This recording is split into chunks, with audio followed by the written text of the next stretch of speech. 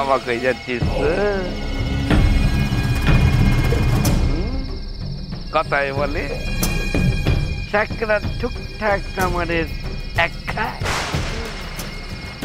আহারে কত স্বপ্ন ছিল তোর রসরাজরে হারাবি, সব স্বপ্ন ভেঙে তো একটা চুরমার হয়ে গেল রে। তুই তো আর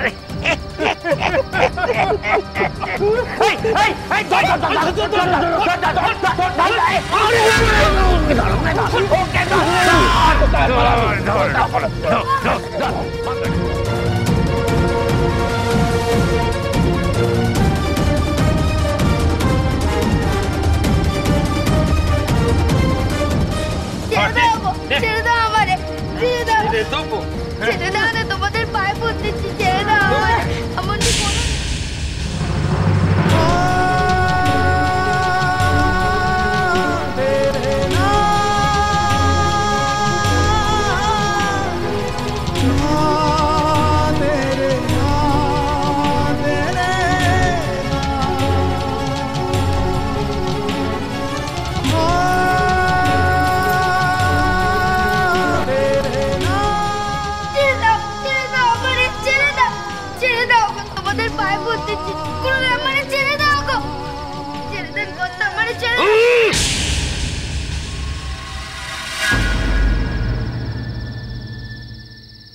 না গোপাল, তোরে আমি চড় মারবো না। চাউকের জবাব কি কখনো চড়ে হতে পারে?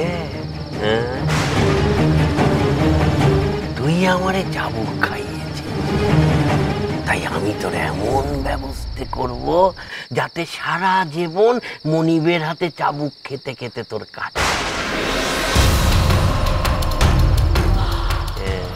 তুই এখানে বাঁধা পড়ে থাকবি, সারাক্ষণ বাঁধা পড়ে থাকবি, কাল আসরে যেতে পারবি নে, রসরাজরে হারাতেও পারবি নে। তারপর আচর ভাঙার পর আমি তোরে সাজিয়ে গুছিয়ে রসরাজের বাড়িতে আসবো। সারা জীবন তুই আর তোর বউ ওই রসরাজের নপর হয়ে থাকবি।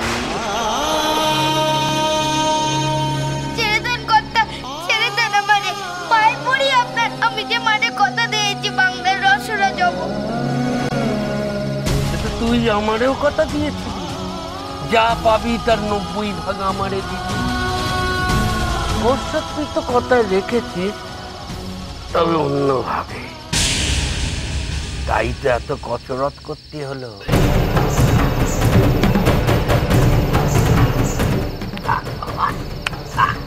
তুই এখানে বাঁধা পড়ে থাক, কাল আচর ভাঙার পর তোরে আমি নিয়ে যাবো। লক্ষ্মী ছেলে, আসি রে গোপাল, আসি আসি।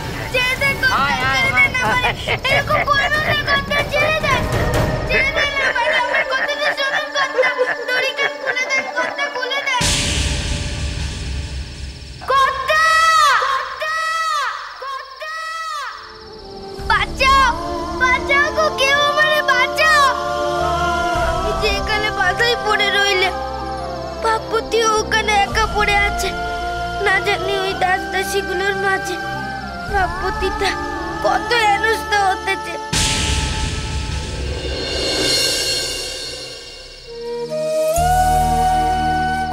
এখনো এলো না, ও তো পথঘাট কিছুই চেনে না, হারিয়ে গেল না তো? ও ঠাকুর, কথায় বলে সাকে কেষ্ট মারে কে, তুমি ওরে রাখবে তো ঠাকুর? রাখে কেষ্ট মারে কে তো বুঝলুম, দেখিনি মারে কেষ্ট রাখে কে? কি রে, কথা কইতে পারছিস না? উত্তর দে। কেষ্ট কেন মারতে যাবে? ঠাকুর তো বিপদ আপদে রক্ষে করে। কেষ্ট না মারুক, আমি তো মারবো। আর আমি একবার মারতে শুরু করলে কেষ্ট কেন কেউ রক্ষা করতে পারবে না। কি ঠিক কি না? হ্যাঁ ঠিক ঠিক। বিবেচিসটা কি? হ্যাঁ, রাজবাড়িতে এসে গান্ডে পিল্ডে রাজভোগ গিলবি আর আমরা তোদের জন্য খেদমত খেতে মরবো? সেটি হচ্ছে নে। তোদের মতো হাগরেদের জন্য আমরা হাত পুড়িয়ে রাখতে পারবো না। গায়ে খেতে খেতে হবে, নিজেদের খুদকুড়ো নিজেদের রেঁধে খেতে হবে। আমি কি কইছি নাকি যে আমি রাখবো না? তবে আর দাইরে দাইরে পালা গান গাইতেছেন কেন রানী সাহেবা? আসেন, চুলোয় যে আগুন জ্বলে জ্বলে আপনার অপেক্ষা খাগ হয়ে গেল। চল হতভাগী।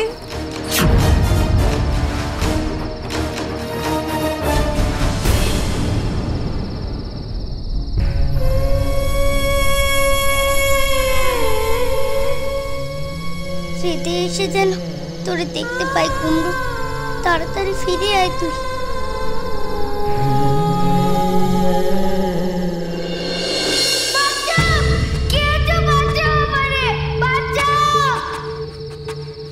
ওরে মন প্রাণ জুড়িয়ে গেল রে। এতক্ষণ এই আত্মনাত্মা শুনবার জন্য প্রাণটা আকুলি বিকুলি করতেছিল, এতক্ষণে প্রাণটা জোর হলো। রামলোচন দাদা, আপনার তো জবাব নেই গো। এই ব্যাটারে কিরকম খপ্পরে আনলেন? বরং রাজসভায় গিয়ে সবাইকে বলে আসি কাল সবাই গোপাল উপস্থিত থাকবে নে। কোথাকার একটাও কথা কইবে না, মুখে কোনো বেঁধে থাক। কাল আসরে ওকে আগে গড় হাজির হতে দে, ওর হাড় ঘোষণা হোক, তারপর ওরে নিয়ে আমি রসরাজের বাড়িতে যাব। একটা কথা বলবো রামলোচন দাদা? কা? এই পুরাতন কেল্লায় তো কেউ আসে না, আর শুনেছি শেয়াল এলো খুব ভয়। ওকে যদি ছিঁড়ে খায়? খেলে খাবে, তাতে তোর বাপের কি?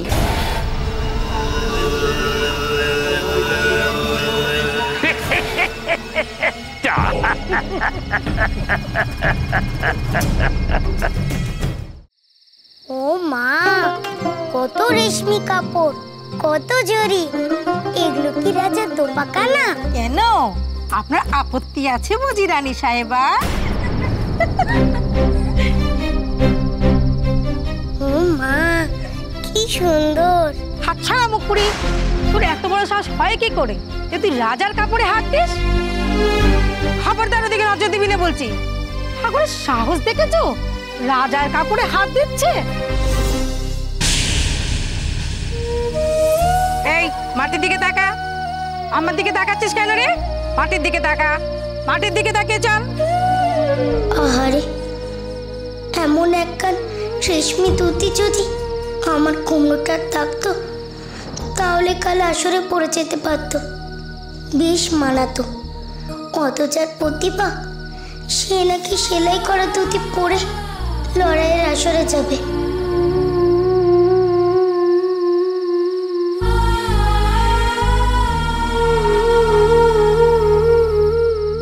ওরে জোরে জোরে পা চালা, দাঁড়িয়ে দাঁড়িয়ে আর ভাবনা করিস নে, চল।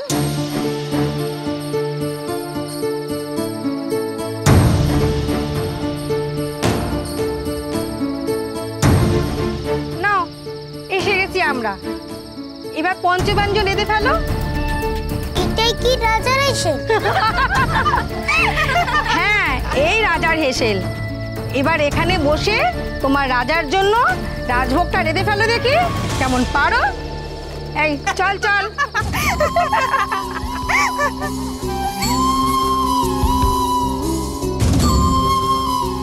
এই যে একটুখানি চাল কুমড়ো, এইতে আমি তোর জন্য রাখবো কি?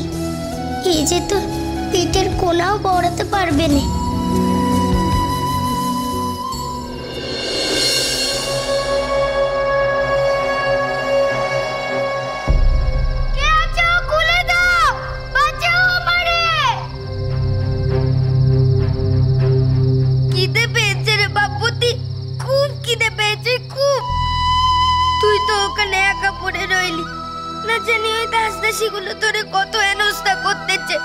আমি তোরে আর বাঁচাতে পারলুম নে রে পার্বতী, আমি আর তোরে বাঁচাতে পারলুম নে।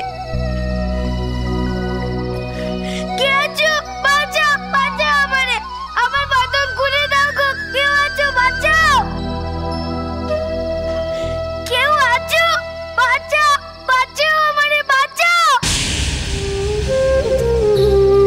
কেউ বাঁচানোর নেই রে পার্বতী, কেউ বাঁচানোর নেই। আমার বুঝি আর মায়ের ইচ্ছে পূরণ করা হলো না।